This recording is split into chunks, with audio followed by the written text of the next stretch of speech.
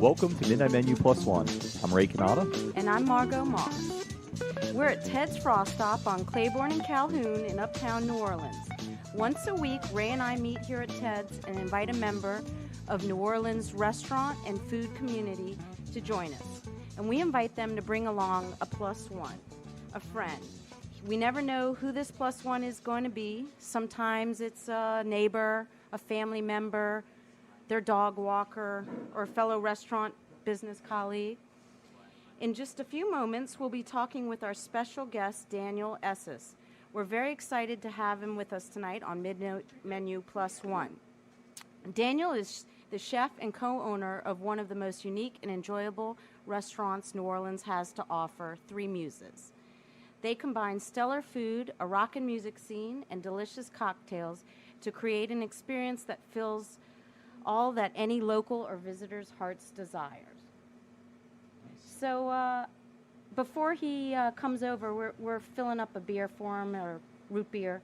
I want to know how your week has been, Ray. Haven't talked to you all week. Like most weeks, a mix of mystery and mess, but the mystery was good. I was in Miami just for 24 hours and got all kinds of great Cuban food. They were showing our movie, The Man Who Ate New Orleans, and yeah, it was fun. And there was a group called El Lector that was doing it, and it was about a Cuban tradition I wasn't aware of, where when folks would roll cigars in Cuba, they would have someone who would be the lector, and El Lector would read for them. And a lot of them were illiterate anyway, I guess, at the time, but even if they weren't, they couldn't read while they were rolling, but they could listen. And so they would read Cervantes and Shakespeare in Spanish and all kinds of different things, and bawdier thing, all kinds of stuff. And so there's a tradition of doing that. So this group gets together out of this Granada Presbyterian church, and they smoke cigars, and they drink mojitos, and they eat pig roasted over a fire, and it was great. Wait, is this is Miami, Florida? This is Miami, not Orleans. Florida. All right. Yeah. All right. I know, I'm talking about food outside New Orleans. Are we allowed to do that? Absolutely. People eat besides here, I know. Yes. I've learned. And not we as well don't have usually. much Cuban food. I'm interested. No, not a lot of Cuban food in New Orleans. And I have a Cuban friend here. As you know, there was an old Cuban community here. It's been here for a long time. You look at the like the JFK conspiracy stuff. It's all centers around the Cuban community in New Orleans. There's that the plaque on Poydras Street that informs us that the Cuban flag first flew in New Orleans before anywhere else in the world. I love that. See, it takes interesting stuff like that. A person moving here to educate a New Orleanian about. I would not know that. Well, you know me. I obsess about all It's the details great. about this too. I mean, last week I was telling the Jersey City guy about Jersey City too. I'm a little crazy that way. But yeah, no. I mean, but this place is so much to celebrate. And the Cuban community here was great. I mean, they may or may not have killed JFK, but they're a great, they're a great community, and it's assimilated, I think, largely, and moved on, and so and forth. And so there's not a great food expression of the Cuban community. I mean, there's very good Cuban restaurants. Ramble is wonderful. There's all kinds of good places. That's not even Cuban, is it? What's that place in the CBD? Yes, I love that place. One of the first places I ate here. Now I'm drawing a blank all of a sudden. It's somebody's name. No, not Arborio. If you say it, I'll know it. No, Liborio. Is that Liborios? Liber, yeah, Liborios? It means freedom or something. I don't know. But anyway, yeah, that place is great. I've been there a few times. I mean, there's a few Cuban places here. And then you can get Cuban sandwiches in different places. And, of course, being New Orleans, there's the creative take on it, so the purists don't like it. So my Cuban friend here, who grew up here, doesn't like the way Cuban sandwiches are often done here. Did you tell him about Miami? I did. I tagged him right away, and he seemed impressed. I'll talk to him about it more thoroughly when I see him on Sunday. But so they're cooking this pig over coals in the backyard in a pit they've made, and they would spin it around by it's in between two pieces of metal, kind of like grills, like grids, and then they would spin it around with ropes and to keep it. And they did for hours and hours and hours. They still cooked it. And I wanted to ask them about it. That's soulful cooking. Yeah, it was wonderful. I mean, that was real passion that was going into it. And I went to talk to the two guys, and unfortunately, they're right here from Cuba. They got here within the last, I don't know how recently, but they spoke absolutely no English whatsoever, and I speak no Spanish whatsoever. So we weren't able to communicate with them, pointing and grunting and smiling. But and and awing. Yes, but the food, and they had crackling at the end, and from the pig, and it was just awesome to gnaw on. And the mojitos made the pig taste better, and the pig made the mojitos better, and the cigars, and it's just absolutely wonderful. And I went to another Cuban place after church, too. It was great. Oh, and in between the two, I went to church twice on Sunday, and in between the two church services, they had cafe con leche, and I had 6 cups in a half hour. And I'm not exaggerating. And I would have had 8 or 10 or 12, but they ran out. But I had all they had. All I could drink, I had. And then I had another one at lunch, and it was absolutely wonderful. Best church coffee I've ever had in my life. How do you say it? I don't know how to say it Last correctly. Somebody help me here, but it's cafe con leche. I guess it's cafe with milk. So you think of it as like cafe au lait, but it's different. They used evaporated milk, I guess, in it, so it's a little sweeter. And I watched her make it in the kitchen before, and she was cooking on the stove, the coffee. And it was just really, it was great. Our guest Daniel is here, so why don't we ask him about cafe leche? Do you know Cafe con leche. Yeah, that sounds a little more authentic.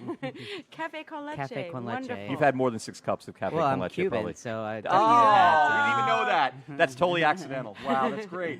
Well, my father's Cuban. All right. Have you been there? I have not. I'm not allowed to go to that country as long as Fidel is still in Oh, power. you're not allowed by your family, or Apparently, there's a black list of people who are not will be incarcerated, and my family's name is on that list. Wow. That's what the family says. Whether that's true or not, I don't know. But I was never allowed. I want to believe it. Yeah, because I can't imagine they just wouldn't want you to travel. We had an East German on the show last week. And I was wanting her to tell us all kinds of stories about the Stasi, how terrible they were. And she's like, nah, they're okay. But Castro's not okay, right? He's pretty bad, isn't he? Yeah, I mean, it depends who you talk to, I guess. But in my family, he's evil incarnate. Yeah. but my uncle, when I visited him in Mexico City, and I told him I wanted to go to Cuba, he's like, oh, no, you can't go. You will be thrown in jail right away. It's like your father. He was not a nice man to the Castro regime. But all he did really was start synagogues, and they would close them down, and then he would start them up again. So it was the religious end of it. Your father was part of... Yeah, he was in a youth group, a youth movement, like a Zionist youth movement, and they were they weren't into the whole, religion is the opiate of the masses kind of thing. He was just being a thorn in Castro's side. And so it's, folklore, really. I don't think I would be thrown in jail, but you don't want to find out, though. It's not worth the gamble. I wasn't even allowed to wear it. I'm guessing the Havana, Cuban jails are probably not the greatest lifestyle. I mean, to be a citizen in Cuba these days is probably not the highest standard of living. So the jails are not the best, I bet. Well, do they have Jewish delis in Cuba? You think? I mean, if they started so. They eat mostly ham in Cuba, so there's no beef or... That's what I learned That's what I learned in Miami this weekend. Yeah. All I ate was pig. It's pig, and pig. Loved it. So, they even eat pig blood popsicles too, right? That's I don't know. That's a refreshing thing in this summer. I don't know much about Cuban cuisine because my family in Mexico City, they eat mostly Sephardic Jewish cuisine. Oh. So they don't eat the authentic food because it's all pig. So. So your family, Sephardic Jewish. Yeah. That means what region? Spain. Morocco, technically speaking, right? if you talk to purists, it means you're from Spain. If your family's not from Spain, you're not Sephardic. I had someone tell me that once, and I was like, whatever. If I say I'm Sephardic, I'm Sephardic. My There's no Sephardic police around. No. It's basically anyone from Spain or the Middle East. Well, I know this. In America, Syria. only about 10% of Jews are Sephardic, 90% are Ashkenazi. Makes sense. But globally, I think it's almost 50-50. Like in Israel, it's much more Sephardic than here. I would think so. I mean, my family came from my father's side came from Syria, and then went from Syria to Cuba, and then from Syria to Israel. Right. So it just depends on, So did you grow up with strong religious or cultural background from both? Your parents? Yeah, both. I mean, they're not the most observant people in the religion, but, it was spiritual and cultural. We went to a Jewish school my whole life till college. My high school was 100. I graduated in the school was 104. My class was 11. And then I went to college where it was 30,000. That's a big Now, where'd you leap. go to high school? I went to high school, a place called Westchester Hebrew High School in Mamaroneck, New York. Oh, okay. I grew up in Staten Island mostly, Okay. and then Staten in the burbs Island? after that. Yeah. Oh, come on. So you grew up in New York? Yeah, I grew up in New York. in the Bronx, the Boogie Down. All right. But the Jewish part of it, the Riverdale, it was a section of the Bronx is on top of the hill. It wanted to secede from the Bronx as often as possible. They wanted to join Westchester. I was going to say it's the north part of the Bronx, right? Northern. Yeah, my Jewish side of the family lived in Crotona Park, which is in the south. Yeah. I'm not sure if you know, but Ray is a Presbyterian minister. Yeah. Okay, And, I did not know that. And he's eaten at over 700 restaurants in New Orleans. Oh, you're the guy. I'm that guy. Yeah. Yes. Yeah. Did you eat at Three Muses then? I did. I loved Okay. it. Yeah. I'm All sure right. I put on Urban Spoon. I or read something, about yeah. you. You're famous. Well, not as famous as you, but and you're famous for doing something. I'm famous for just like eating. I just show up and eat. Anybody can eat. Yeah. I just like compulsive. That's Did you actually eat in every restaurant in the city? Yeah, I think I did. I mean, I ate it every single. Well, it depends. I ate at every single restaurant that's a restaurant, including Right. dives. Wing Okay. shacks and everything. The problem came when you have like bars. Do you count every bar that has a burger? Right. What about like a corner store? No, not a corner store that unless sells it has po' an boys out of the extensive sun. menu. If it has a big menu. If it had more than one sheet of paper of a menu, Right. then I tried to get. But that's where it gets a little fuzzy. Like the corner stores, the coffee shops, and the bars. I don't think I ate it every. Did single you one. ever get sick?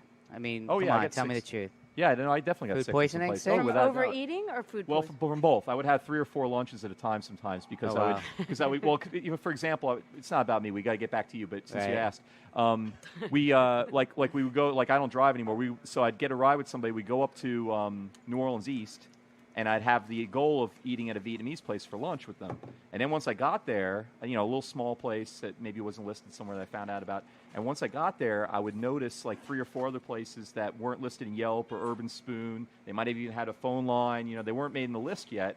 And I didn't know about them. Well, I'd have to Right. eat there now, and I know I was going to get back up there for a week or two, so might as well eat them now. So I'd eat like 3 or 4 lunches at a time if my buddy could accommodate that. So and so I put on 40 pounds in a year and a half. But Wow. it was, Grant knows this. He watched the transformation Right on. happen before his eyes. That's It was sweet. like Robert De Niro at Raging Bull, except for without the talent and looks and money. It was just the fat. But I remember that my wife. I remember my first meal at Three Muses. I ate there several times, but one was with my wife on a date when you first opened up. Cool. Then I took people back. Had a visitor from Baltimore. I took he and his 2 daughters there. We had some food there and watched Glenn David Andrew right before he got in trouble, and it was awesome. And had several memorable meals in Three Muses is wonderful. Good. Getting back to your parents. Yeah. And were they supportive of you going into the food industry? Did they cook a lot, or? Well, my mother always cooked, but she grew up, with a mother who did everything. Eastern European, Russian mom who you don't go out and buy it if you can make it, and so she grew up making all the food. I mean, my mom, I didn't realize till later wasn't really that good of a cook.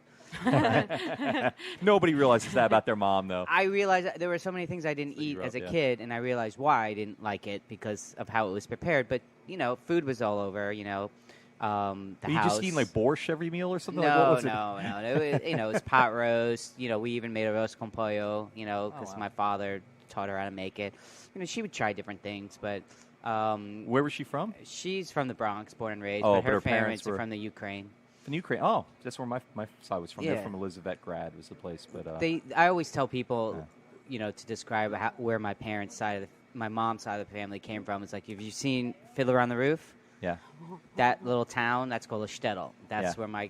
that's where I come from. That's my heritage. My side of the family was the what they call the shochek.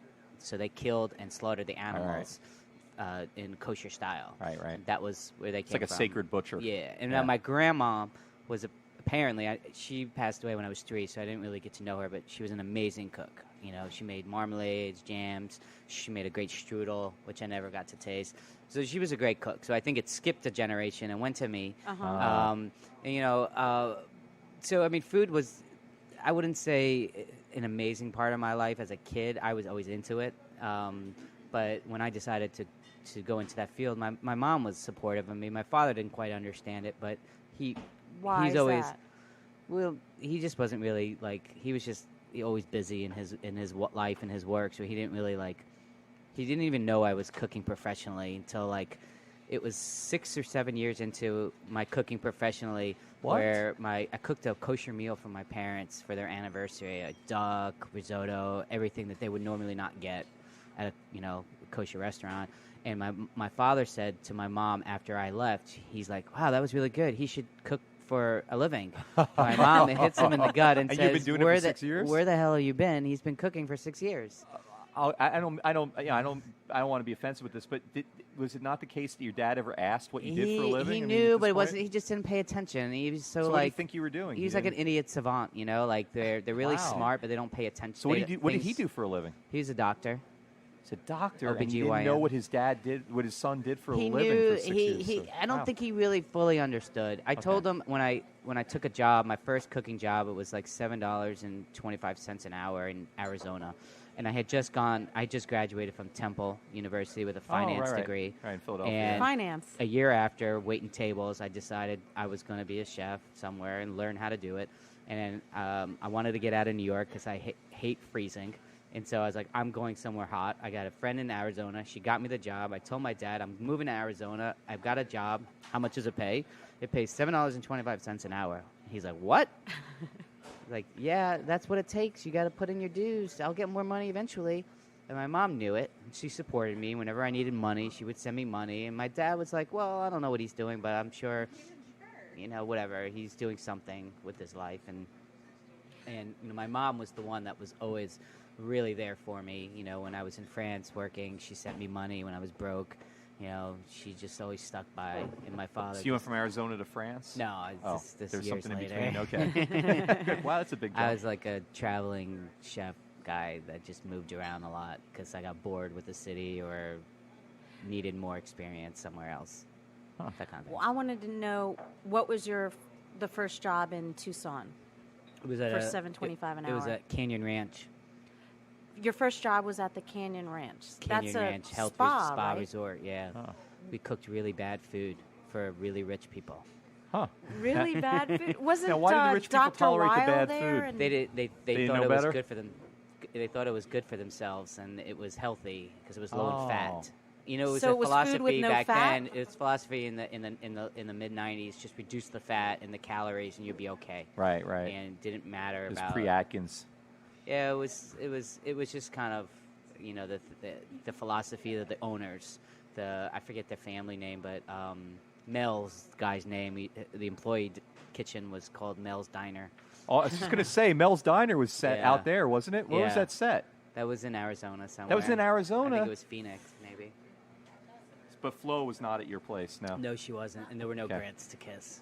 No, my parents went to that's how I found out about college. I went to University of Arizona. My parents went one time to the Fat Farm, Canyon Ranch, and my dad. Did it work? No, my dad Of would course, 'cause it was sneak just low off in fat, the middle but of the yeah. night. There was a steakhouse called the Tack Room, and he would not lose any weight, and he would get a cab down to Yeah. the Tack Room, and All right, so you suffer through bad food, right? well, he didn't You suffer very long. Right, but then you pay all this money, and then he ends up going out anyway. Yeah, but that's what his wife made him go, and Oh. We had this. Wow. We had this. We need to have a whole show on you, Margo. We had and this Ness. one That guy sounds that amazing. I always like to tell stories about. We had this pasta bar out in the dining room where they always send, cooks. They want to get out of the kitchen to work the pasta bar, and it was basically, you have 2 different kinds of pastas, 2 different kinds of sauces, and you had like 20 different vegetables to choose from. So we had we thought he was a Saudi prince, right? He's this big fat guy, and he'd come in and he would like, okay, can I have some of that? Some more. So he'd clean you out of all of your stuff, completely clean you out, and then people behind him got nothing. Then I found out he was just a cousin of a prince, and he wasn't really a prince. So They got a was lot like, of princes, though. So I was like, you know what? Screw this guy. I would see him in the line. I would put away all of my stuff, and he would come up and say, "Can I have some more?" I was like, "No, I'm sorry. That's all I have." and he would take it all, and then the people behind him would be like, "Oh, you're out." It's like, That could cause and a riot. I would pull everything out from underneath the counter and be like, "I got it," and they all laugh because they've seen this guy because you're there for a week. You're Canyon Ranch, you're there no usually for a week. protein, probably too. Their We brain had protein. We had turkey was real popular. It was turkey with cranberry and sweet potato, mashed potato was real popular. We had shrimp with but I all don't with know. no flavor, right? Because no it wasn't fat. It was popular. fat free. We thickened a lot of our sauces with cornstarch root slurries. It's changed a lot since I worked there, and I've seen the cookbook that they put out a couple years ago, and it looks a lot nicer than the food I was cooking. The food I was So cooking that was just not devoid inspiring for you. No, but it got my feet wet. Yeah. You know, it was like, all right, cool. Let me move on, and I got a job in an Italian restaurant for a couple months until I decided to leave Tucson, and that was like the busiest restaurant in the city, and one of the best Italian food that I've ever eaten. Really? The best ossobuco I've ever had. Wow. It was awesome. It was simple Italian. It wasn't classic Southern Italian, but I'm not sure where his family was from, but it was just like risotto, some pastas, ossobuco, other stuff like that. I'm trying to remember. We had a pizza, but it was unusual Italian. Like you would it's Italian, and it's kind of like what I've taken from it. It's kind of technique and ingredients, but it's not specific Italian dish. Except for ossobuco.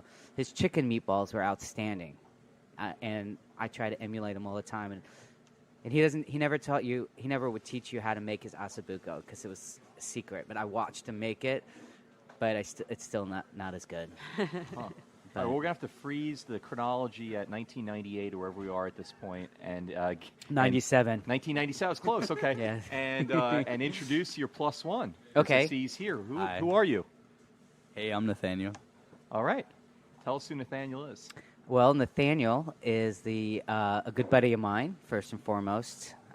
He's the chef owner of Boucherie Yeah. I thought that's who you were. and Yay! Q Met you a few Crawl times. and everything. And we've known each other since 05, 04, right? Yeah, right the year before before Katrina. Katrina. Yeah. He worked with me at. I was the sous chef. That's right. Don't ever forget that. How could I ever see. forget that? Sometimes we forget to ask why people bring their plus one, but I see. He's It's a love relationship that we have. yes. I tried to keep him. His head is so big right now. I've tried to remind him where he came from. I just need a haircut is all. all of my people who've worked under me have gone on bigger and better things than me and have left me in the dark. And I just want them to remember where they came from. What other disciples have you had that have made it? Well, I guess really the only one I could say would be Of note. Justin DeVilliers, Oh, chef owner of La yeah, Petite right. Boucherie. Petite Grocery, wonderful. Yeah. I wouldn't say disciple. They worked for me. Okay. I wouldn't say disciple because I'll get in big trouble for that. Who else? Oh, Adam. I forget Adam's last name. He worked for me, and he's a huge success in Atlanta. Who is the that? craft friends of Justin. Adam Evans. He's Thank a huge. Evans. He's a huge success. He worked for me for a few months too. What makes you success in Atlanta? You works at Applebee's or something? No, he moved to New York. Chili's. No, man, this guy's he worked. Now we just He alienated worked all our for. Atlanta He listeners. went That to was New a joke. York and worked We love with Atlanta. Tom Colicchio at Kraft. Gained a lot of experience, a lot of knowledge, and he climbed up the ladder, and now he's running a great restaurant in Atlanta. All right. So he can put on his resume. I wouldn't say- Daniel and Tom. I wouldn't say he I Mentors. wouldn't say he even remembers working for me. I'm just thinking of people that have All done right. really well that have worked for me at one point in time. Seriously, is So that how does that feel? It must be part of y'all's drive to. It's not just about you and your food, right? It's about the people It's your you work legacy. with and huh? It's your legacy, in the sense that you About look making ar- people happy. No, it's not. It's about. We all do it for different reasons. I would say. I think Nathaniel would agree that it would probably make you feel really good when someone that worked for you for even a couple months or a couple years have gone and become really successful. Certainly does. Certainly does. You know, and one of the things that a lot of people, and I'm not saying this to Nathaniel specifically, but I think a lot of people, like, they see like things on a menu, and they're like, "Hey, this cook took that from you," and they stole your ideas. And it's like, it's not like that at all.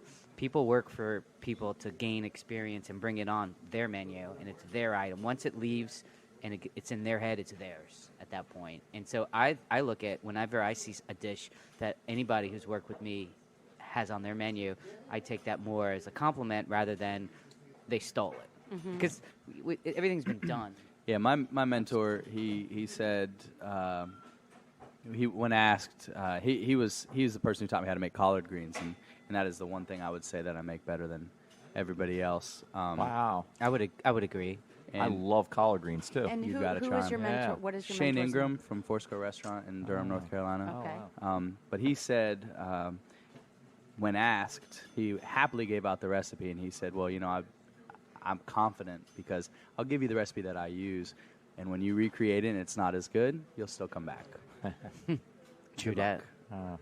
All right. Well, if we can be permitted to commit this sin, we're going to skip over Provence for a second, and 'cause I know you spent time there and New York. Let's fast forward for a second. Maybe we can go back, but to 2004, 2005, when the two of you meet. So, what was it like working together? I was working at Stella, and I was about to end my tenure there, and Justin DeVilliers was like, well, if you're looking for a job, you should go work for Dan at the Bank Cafe. And I said, really? He goes, yeah, he's a good guy. I think you guys will really get along. I went and I met him, and we certainly got along very well. We're friends to this day. And How long did you work together? We worked up until the storm, so about 5 months, something like that. Something like that. And he got after we evacuated, he evacuated back to New York. I went back to North Carolina, and he got into a legendary fight at a bar with the owner of the restaurant, Alex. And the very next day, I got a phone call from Alex being like, hey, hey, Nathaniel, how's it going? Just really excited to let you know that I want you to run my restaurant. And I was like, do you think I haven't heard from Dan already? Are you kidding me? You heard all the way down in North Carolina? You heard about it? We spoke. Like the next day? Yeah, and Wow. it was a very short period of time. And I was as blunt as could be and said, I wasn't there to work for you. I was there to work for Dan. And so, of course, I would not be interested in that job. Thank you very much. But then you came back, because you started Boucherie by, 2007 or so? 2008. Because I remember I went to Iris there before. Right. And I remember when you came in. When I came back after the storm, and I began working on my business plan and having a purple truck made, which is the Q Crawl, right. the big purple barbecue truck. That I picked up August 1st, 2006. Okay. And We met in New York on your way down. With yes, the I truck. drove. You were the first person I showed it to, Yeah. actually. But where'd you get the truck? In Manchester, Connecticut. I had it built in Connecticut, and I bought this step van, and I had it outfitted, and I had it painted purple, and everybody in rural Connecticut thought I was quite the fancy boy. And I'm like, no, you guys have to understand. This is purple. There's a lot of beige. Indeed. Yeah. And I was like, no, this is purple. This is New Orleans. This is gonna go out like gangbusters. And I was the guy changed. He had my radio station. He's like, I pre-programmed some radio stations for you for your drive down. Country music. I assume that's what you like. I'm like, well, thanks, guy. Yeah. We met in Washington Heights, I remember. Yeah, that was fun driving into the city with that guy. But we were talking on the phone. I was like, you got to see this. Manhattan in that truck? Oh, I had no choice. Wow. Yeah. But I wanted him to see it. I didn't like driving in my Ford Focus through Manhattan when I was up there. Might I add that I can parallel park that big, beautiful purple truck In New York? anywhere you ask. All right. Wow, that's impressive. Can I get back to the fight? Oh, yeah. Why? What How was did we the skip fight over about? that? Whoa. Yeah, What are we fighting about here? No, not us. no, With Alex. Alex. No, not y'all. Now, Alex isn't That's, here. Let's that's say not that. my story. This is only one side of the story. Alex That's isn't good here, that and we're he's not going to not ask you here. to say anything you feel uncomfortable about revealing. Oh, about it, no, but it's was simple. this a fist fight or no, just a it yell? was no, it verbal. was It was verbal. yeah. The thing about it is, it's like when Alex hired me, he's like, I know you chef types get real hot, heavy, and we'll argue, and I don't care. You can bring it on. I'm a lawyer. I don't mind fighting. So anything you say is never going to bother me. And sure enough, we fought a lot. in the restaurant a And lot. Dan, you're quite the hot character. Is that- Let's I was not a lie lot- here. I- and I was Okay, a let me lot- get back to this. I was a very lot opinionated. hotter. I was a lot hotter back then too. You've mellowed. I've never mellowed seen him out. throw a pan at the wall or anything. I At Alex, yeah. or just like No, Wait, never before He at you left the room. Okay. Sort As of. he's Before leaving, you he threw hears the pan? behind him. He hears the crash, right? I threw a lot of stuff and I punched a lot of things. Oh. I just was all wound up. And I just get real, and it's like the pressure on performing every day and everything to be perfect every time it goes out. It's just a lot for some people to deal with, and for me, it's just so intense, and I get so intense where I get riled up, and then when I'm hungry, I can't control it. He does. Hypoglycemic? Have you guys seen that commercial where the person turns into Betty White or something, and he gets really aggressive, and he's like, "Screw you!" Blah blah blah blah blah. Oh, thank you. And that's definitely like that. It's like the Snickers commercial or Yeah. something. And I'm like, That's Dan, I me. think it's time you need to eat the Snickers My- bar. You My seem sis- so my laid sister- back my- now. Is he? He's have calmed you down a lot in the changed? past few years. And You what? have I calmed have down. calmed down. He's married. I'm still. That I'm that's still- stunning. It's the love of a good Oh woman. no, that doesn't surprise me a bit. I can see you're intense. I can still get real. I can still, lose it real. I'm not gonna lie, but I've calmed down a lot more, and I always apologize when Oh, I no, was and way out of they line. never Take got, they responsibility never got and- angry with each other, All right. which I was actually shocked about, to be quite frank. Well, But were you there? Were you there when he? Look, all right. This happened one he's day. a piece of work, This mind you. This guy is a the piece of person we're work. talking. This is the person we're talking about. I'll His tell you nickname about was the the fight. gun. And we had a bar. We would serve staff meal at a certain time, and the bartender had a lot of customers, and she couldn't leave the kitchen, the bar to eat staff meal, and so she's also a friend of mine. And she's like, Dan, I'm really hungry. I wasn't there for staff. And I was like, all right, I'll whip you up some French fries and some hanger steak scraps that I can't serve anyway, so I'll give it to you. I gave it to her. She ate it. Alex saw it, freaks out, and says, I told you that servers cannot eat past, so-and-so and so-and-so time, like 6 o'clock. They can't eat. And I was like, you never said that. And, and she's like this, and she's like, yeah, I said that. I was like, no, you never said that. We went back and forth. I leave the kitchen to go talk to a table. He, behind my back, takes Follows a Sharpie marker and writes on the wall, servers, Sharpie. servers On cannot... the wall? Servers Not a can, chalkboard. No, No. on the wall. Servers cannot eat past 6 o'clock, no exceptions. So I wrote...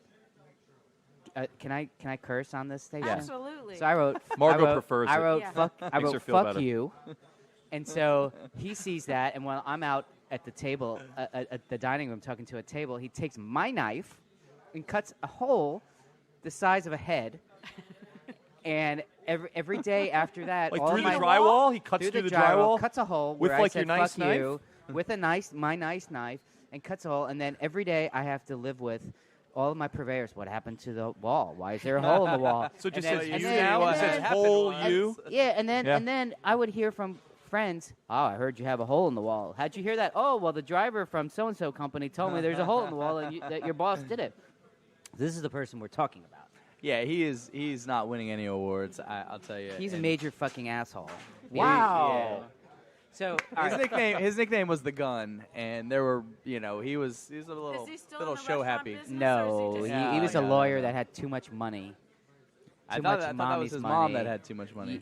It's family money. Now, is that unique to New Orleans that a lot of non-restaurant people Not at own all. businesses? Not at all. Mm-mm. All these people want to. There's the glamour. There's the Food Network. There's this Yeah. desire to be a part of this fun. You go to a restaurant that's hopping and it's a party. Yeah. It's an exciting thing, and it seems like it looks like they're just having fun. Oh, they're having a glass of wine with the table. It's easy. It's ego right? too. And it's just it's a real job. Yeah. I always suggest to people that they don't cook. This is a disease. This is like an addiction. I would never recommend anybody to work 100 hours a week. Yeah. And I worked 100 hours a week for almost 4 years straight, and it screwed up a lot of my life, and it really did. And what are you gonna do? This is what I do. This is my life, and It's who you are. that's who I am. Eventually, you'll That's why stop. we have this show though, because I really think your lives are fascinating. Yes. And I Something love or other. eating. Well, I'm not saying it's not crazy or y'all are cuckoo for being in that industry, but it is But you are. fascinating. We're a little cuckoo. The heat in the kitchen does fry your brain after a while. Oh, you think that's it? For real? I But mean, you're it's so drawn hot in into there. it. You Oh, are- right. you It's have like to the be moth crazy into the to go flame right into there. it. Yeah. Yeah. Yeah. That may just keep you affect you as you Keep the are nerves there. at the level that they are at. Yeah. Yeah. No, I'll tell you, I'm content. I'm very happy. I wouldn't have changed anything that I did. Well, I would maybe, but not in my professional. You'd still life. you'd still cook for a living. I'd still be doing what I'm Yeah. doing. Yeah. You know, I think you do forget what goes on around you a little bit, and that you can come out of that sometimes. And I came out of that not too long ago. I'd say a couple of years ago when I stopped working 100 hours a week, and I realized, oh, I don't have to come into work before noon. You know, Right. oh, maybe I could actually wake up and not wake up exhausted and go straight to work, and then come That's home crazy and talk. probably go to the bar, or not do what normal people do. Well, you had a little pause, right? I mean, you had. I did, You and had that, an that would injury, probably a be that serious break injury that reminded me that life is forced you is, into a break, right? That would be potentially the break that I spoke of. That reminded me that hey, this is not all that there is in this Yeah. world. Right. And that's But then you came back. I mean, a lot of folks probably thought that might have. I came made back you quick, take too. a different. Yeah, I know. I mean, I heard stories of Adrian's a good friend of mine. right on, yeah. And Adrian talked about like she'd look over and you'd be I don't- bleeding a little bit, and it's like maybe you need to yeah, get off I'm your a feet little for a few stubborn. minutes. I'm a little A stubborn. little stubborn. Yeah, but I think I'm out of that. I'm out of the clear. I'm in the clear, and You look healthy. thank you. Yeah, I feel like I've put on some pounds recently, and that's a positive thing because I haven't been able to keep weight on recently, and I'm finally starting to be able to. But I'm very lucky, and I love what we do. Well, I know people have locally know, but for people that are listening to our show for the first time, do you mind sharing about Yeah, I got what into happened? a car accident. That's Okay, a if- euphemism. yeah. There was a car involved. Yes, that's Whoa, true. whoa, that was a whole other story, buddy. We don't need to bring that one up. That was a whole other story. No. Is that story as interesting? No, No. not at all. We don't need to I talk don't know what you're talking about. Yeah, me neither. Yeah, I was shot a few times a year and some months ago. A year. In Uptown, not too far from here, right in Ferret. Yeah, on Saratoga, right off Yeah. where I live. Mm. Still live there. Stubborn. pretty I'm amazing. stubborn again, once again. Wow. And so your life, you realize your passion is still. I don't you're think that was pursuing ever your- in question, and certainly external variables don't play a factor in my decision making. I have a pretty solid base of emotions and morals, and I certainly far be it from some unhappy person to let that affect my life. That's a great attitude. Yep. Thank you. And we're all blessed for it because Boucherie is everybody's list of best value for. I mean, everybody's list of one of the 20 best restaurants in the city or whatever. But Thank you very much. it's definitely number 1 or 2 for everybody in terms of like value. No one knows how you do it. Like, how do you serve food that great at those prices? I mean, it's just it does remarkable. It does. Thank you. It does take a toll, but I love what I do. I mean, you turn a profit, right? You're paying your bills and all that. I've been open for 4 years and a month, and looking to open up another restaurant very, That's very great. soon. I'm in the process of it right now, which I'm very excited about. But what we do, and I think it's a simple concept, is we don't cut corners. We get in whole animals as much as we can. We care. I mean, what is your most expensive? It's like $19 for your most $18 expensive. I was right going now, to say, yeah. for your And most expensive for the entree. first And this 3 is years, it fine was- dining. This is not. Yeah, we this is we great. try. And I'm very critical, and my cooks do very well, and I've had a very loyal, employee base for most of my cooks have been there for over a year. A lot and more there's than that. and most of them more than that. There's That's no going to sign. sound funny to people that aren't in the restaurant business. Like, oh boy, over a year. Wow. You pray for a year. You Right, pray and I- for a that's year. how it and is, I, though, right? And I Yeah. require my my new hires to work for me for at least a year, and I say it's not worth my time to teach you. It's not worth your time to learn from me if in less than a year. You know, it takes a few months to get comfortable, and you know, realistically, you have to dedicate. If I'm going to dedicate my time to you, you damn well better dedicate your time to me. And it works. It really works. I really only get in whole fish, whole animals. We sell duck. We get in whole ducks. I don't believe in getting partial pieces. And when you get whole animals, they're cheaper. They last longer because they are fresher. They have to be fresher because they haven't been broken down. They haven't been handled by anybody but yourself and the people who process it. And honestly, that works. It just works. If I were to inflate the prices, I would certainly be very, very wealthy right now because we turn quite a customer. Well, I've never been there where it wasn't packed. You don't have any empty tables ever. No, and that's for dinner we turn away as many people as we seat every night. Right. And lunch you got is a little small slower. place though too. Is that 41 seats I was plus say a bar. 1,000 square feet maybe. I mean, it's the whole place is 1,800, like a but single that's shotgun, mostly right? Oh, it's double. Okay. It's a little Creole cottage, but it's mostly in the kitchen. Yeah. And you know we lunch is easier to get in. I would please highly recommend coming for lunch. We do great po' boys.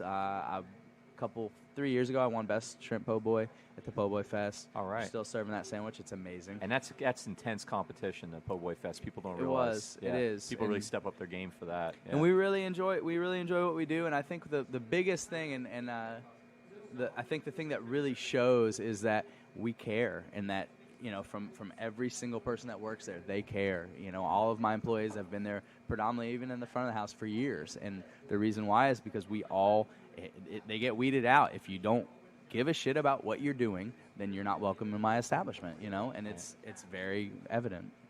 I think we're past time for the book of questions, aren't we? Uh-oh. We got to do it. We got to do it. It wasn't me. This is, it's all right. This is where the part of the show where we ask you to pick a number between 1 and 217. Several years before you were in Tucson, Yes. this was a bestseller, and you'll know it by the questions that come out. But they're often very insightful. We had some real revelations last time, But y'all are pretty open, so I don't feel like we need this to get to know your but I want secrets. Yeah, we got to do it. I want it bad. All right. Okay, Daniel, pick a number. 156. 156. You're very confident about that number. Is it? It just popped in my head. Okay. On an airplane, you are talking pleasantly to a stranger of average appearance. Unexpectedly, the person offers you $10,000 for one night of sex. Knowing that there is no danger and that payment is certain, would you accept the offer? And this is currently. Absolutely not. Okay. He's married. I'm a married He's man. in a loving monogamous relationship. Jeez. $10,000? Who cares? $10,000. That's All right. $1984 too. So we gotta step this up. This is like $18,000 now. Yeah. Inflate that. It's not worth it. No, All right. absolutely not. But Not even a before thought. you were married, Before would I you was give married. it a thought? Hell yeah.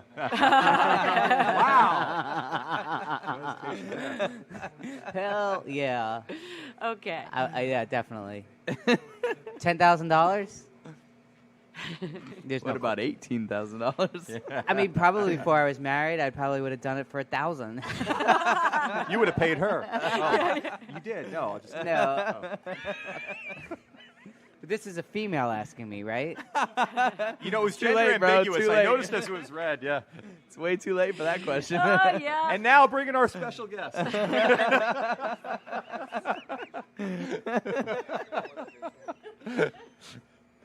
Well, how long have you been married? Let me ask you before I've been married for, To him or her? I would say 10 months now. Wait, it's January, February, yeah, 10 months. He had a beautiful Wow. wedding. Thank you. All right. Yeah, You got married in town here? yeah, All right. at the Bonacci house. All right. Is your wife from New Orleans? She's from Alabama. All right. Yeah, Southern girl. Southern girl. Is she in the food business? No, she's an attorney. Oh. Yeah, she used to bartend here and there, you know, through college, but no, she's not in the food business. So she doesn't mind you. That guy Alex was just an asshole. He wasn't an asshole lawyer. Right. I mean, it wasn't that he was a lawyer. He's just an asshole, right? Right. He could have done anything, and he would have still been Okay. an asshole. Yeah, yeah. He's Wow. an asshole, regardless of We may be getting a letter from Alex pretty soon if we keep this up. Yeah, good, because he owes me $1,000. Yeah, he in fact made us. He never paid us for He was that a whole crook. time He off. stole too. money. Not only time off. Yeah, he didn't pay us Allegedly, for that. allegedly. He didn't pay us for that. He also He didn't offer to have what sex he did with you was for $1,000. no. He did do that for me though. But I was in a loving monogamous relationship, and I said no. There you go. He took taxes out of our paycheck and never paid the government. Oh yeah, jeez, Never I totally paid. forgot about Never this. paid the government I didn't the money. File a tax Okay. report And that then said, year. No, I did. I totally did, and I owe you guys owed- money. I took money out, didn't pay the government, and well, I'll just give you the money that I owe you. And it was $1,000 to me, $500 to Nathaniel, and we And I never never got a got it. fucking cent. So you can tell, you can stick that in your pipe and smoke it. And he did too. All right, you're not getting off the hook, Nathaniel. 33. 33. Is that your lucky number? That's my age. Oh, all right. Unbelievable how much he accomplished. So you opened the restaurant at 29? Yes, I did told some myself quick I'd math. open a restaurant before I turned 30. He can do math quick too. Before you were 30, and you Second grade accomplished math, I I, nailed Well, it. look, I, every that's- time. I fulfill this- my my it. Y'all are goals. going to ruin the question. Oh, what is it? Eight. What is what is the 17. what is the greatest accomplishment of your life? Is there anything you hope to do that is even better? Oh, man, the greatest accomplishment of my life. I strive very hard every day to be the same person around everybody around me, and I feel I'd accomplish that.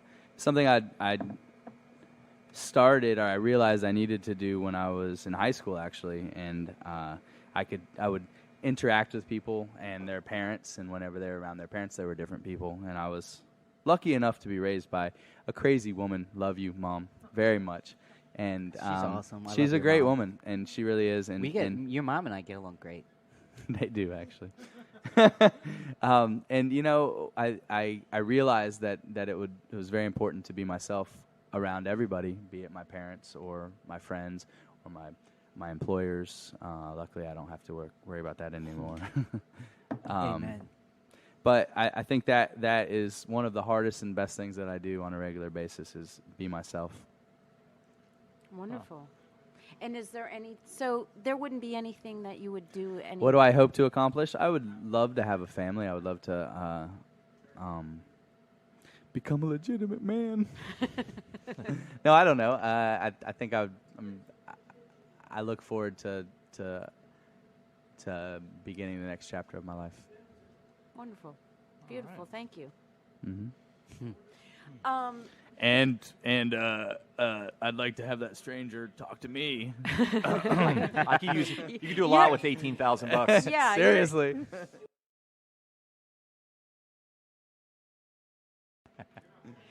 I would like to know a little bit about three. I'd like you to share a Yes. little bit about Three Muses concept, Yeah. the entertainment aspect of what spurred that idea of combining those three elements. Well, Now, the are you way, the owner too? I'm one of the owners, but basically the way it started was Sophie Lee. She's a musician, great voice, great musician. She had inherited some money, and her father, before he passed away, said, "I'm going to give you money to couple my children, but I don't want you to keep it and sit on it. I want you to do your dream. I want you to use it for your dream." What a supportive. And he's like, I don't want you to just put it in the bank and sit on it. I want you to use it. And so her dream was always to have a jazz lounge or a place, like a bar, like a club kind of thing. So that was where the idea started. And so she started thinking of who she knew that could help her start that. So she brought in my other partner, Chris, who she knew that, is familiar with the bar. And so we're going to open a bar with live music, kind of like Spotted Cat. They actually wanted to buy Spotted Cat. That fell through. When that fell through, they saw on Frenchman Street a sign saying, "For lease, we'll build to suit." And so they called the guy, and the guy's like, "We'll build you what you want, but you have, in order to have it, you have to have food because you're not going to get a liquor license any other way." So that's where the third muse came in, and they were like, "Well, if we're going to do food, we're going to do it right." And so Sophie remembered a couple dishes that she used to eat at the Boucherie when I was the chef, and she worked there as a server. And she's like, we got to have Dan. You know, she didn't know a lot of chefs. She remembered loving that particular dish. It was like a seared snapper with a lemongrass shiitake broth with like bok choy. And like crab fried rice on the side to kind of go with it. And so she loved the broth, and she's like, I want Dan. So that's where the idea came. And so we put our heads together, and we knew that if we were going to combine the three entities, we knew one couldn't really be bigger than the other. So we would kind of create an environment of fun and relax. You know, like you come in, you're comfortable, you have a good time. It's not just about food. It's not just about booze. It's about everything. So it's the entire experience that you get, and you don't even know you're getting it. You know, you just know, wow, I just had a great time here. The food was great. The cocktail, everything was really nice, and that's kind of the concept that we're going for. And I think we succeeded it. You know, there's always people that don't get it. You know, can't please everybody.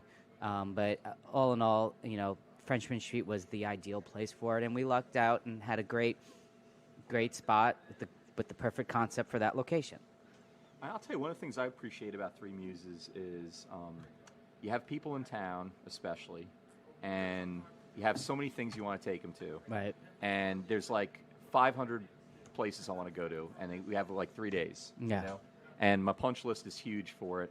And so it's great to be able to do 2 in 1. Like, you know, we want to go to hear 4 or 5 musics. We want to go 4 or 5 meals. And it's great to be able to say, okay, I can get this top drawer meal. I get this great meal that's going to really be satisfying, amazing to them, and also get the music out of the way at the same time too. You know, and so we can go see Glenn David Andrew and have this fantastic. Yeah, meal. I mean locals too. They come. Hey, we want to hang out on Frenchman Street. We want to eat good. Yeah, the we want to hear atmosphere reviews. is really great. I mean, it's a comfortable place. It gets really packed, but it's really it's a pleasure to be there. I mean, you can do it. Like, you can go Palm Court. You can do other things like that, but not as. I mean, in my opinion, not. You know, you all do that as well as anybody in the city. I mean, I think that, you know, the combination of kind of doing eclectic food with, you know, an interesting bar kind of lends itself to not being so like New Orleans-y, and I say that in a good way. Like, I'm not downplaying New Orleans, but it's kind of an interesting eclectic environment. It's not just like going to like a place to hear music and it's classic New Orleans food and it's classic New Orleans music. It's different. It's different. It has a different identity, and it's something that appeals to everybody, and you just enjoy your time. It's not like, you know, and it's unique. There's probably, I can't think of anywhere in this country that has something like that. Huh. You know, I think that's, and it's, you know what it is? It's authentic. Yeah. You know, because all three of us care. And it's authentic. We're not owners trying to make we're not trying to rip you off like on Bourbon Street. There's heart in there. Like Nathaniel says, you know, people care about what they do, and that couldn't be more true at Boucherie, and people, we care about what we do at Three Muses, and that's really more important in restaurants, and why restaurants do succeed and why restaurants fail. And where'd the name come from? There's 3 of you owners. Is that the Three Muses? Or Well, this is where it really came from. Okay. It came because it was Three Muses before I came around. Okay. Before food was even brought around. It was Sophie and Chris have 3 kids amongst themselves, so it's Three Muses. The 3 kids, they're their muses. And then it just kind of like fit perfectly with food, drink. Are the kids old enough to be able to go in there? We're all ages. Oh, okay. That's why we work too. Because this is why we're also really good. People come to New Orleans. I've never taken my kids to Three Muses. I just assume you have to be 21. No smoking. Oh. And all ages. I didn't know that. It's a very popular question on the telephone. But that's actually huge because there's so few places in the city to take kids to really good music. We get that all the time. We get like, hey, I wanted to take my 14-year-old son to your place. Can they come in? Like, sure.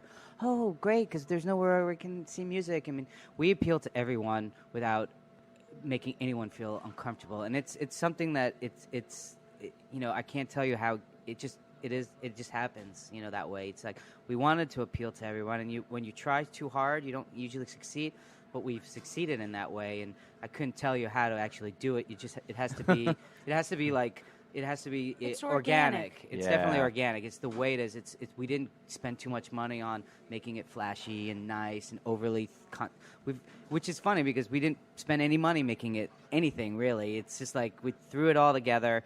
And you look at the floor. The floor is, you know, like it's not even painted anymore. The paint wore off the first week.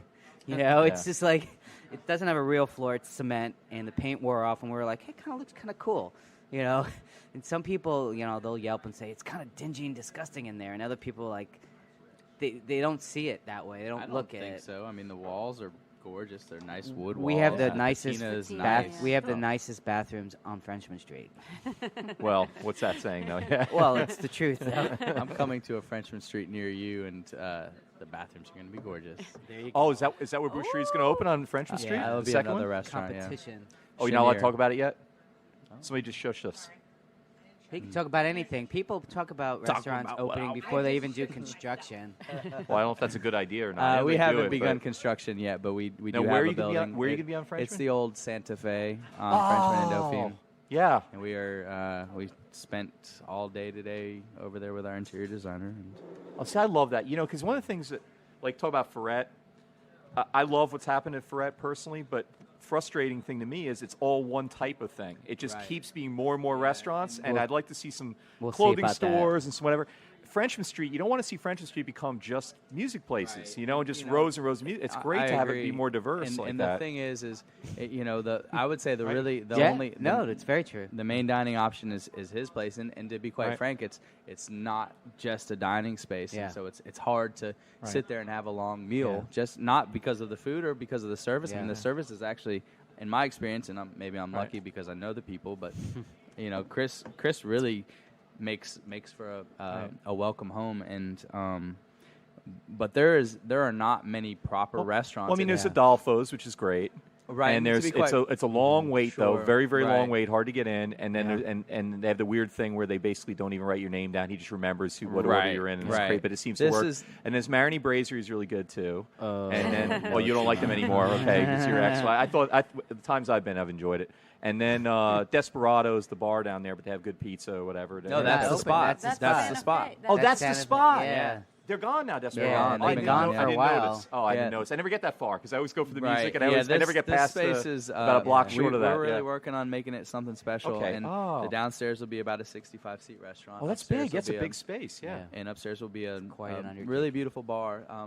The zoning for live music and performance is ends with the park, and so we're not allowed to have Oh, any so you're sort of right interactive across the street performance. from where. Indeed, and that's fine. That's to be fine, quite yeah. to be quite honest. Frenchman overlay, they call it. Yeah, And yeah. It doesn't, and that's and to be honest, even as you said, it's that's fine because what we want to do is we want to have a restaurant first and foremost, Right. and then everything else will come after that. I mean, That's this great. is what I'm familiar with. This is what I do. Yeah. And Well, the nice thing too is that y'all. I mean, I know guess you won't know compete each as other, much, yeah. but you're supportive.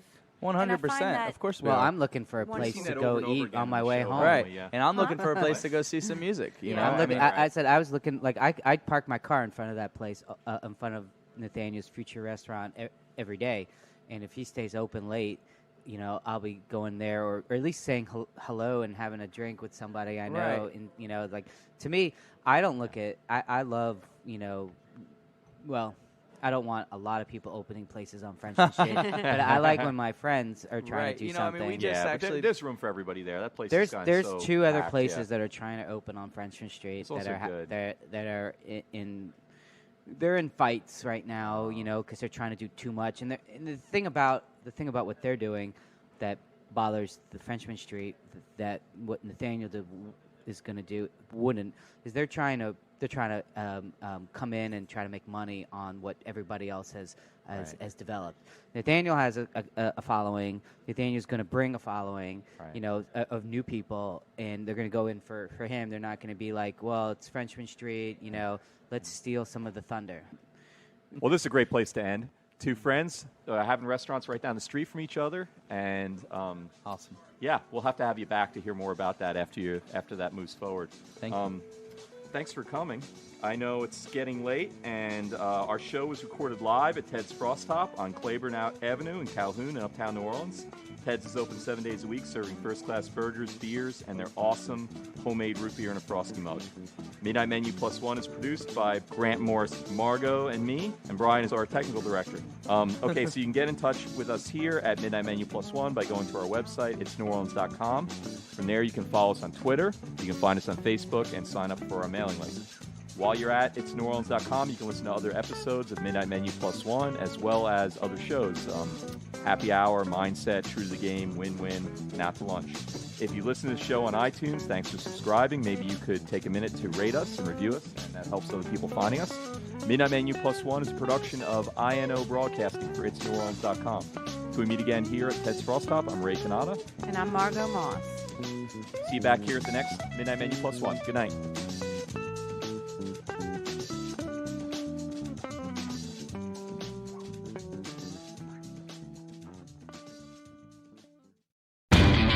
You know Labor Day signals the unofficial end of summer, but not the end of your outdoor projects. Lowe's helps you do it right and helps you save with Labor Day deals throughout the store. Shop now and get 2 bags of Stay Green potty mix for $12.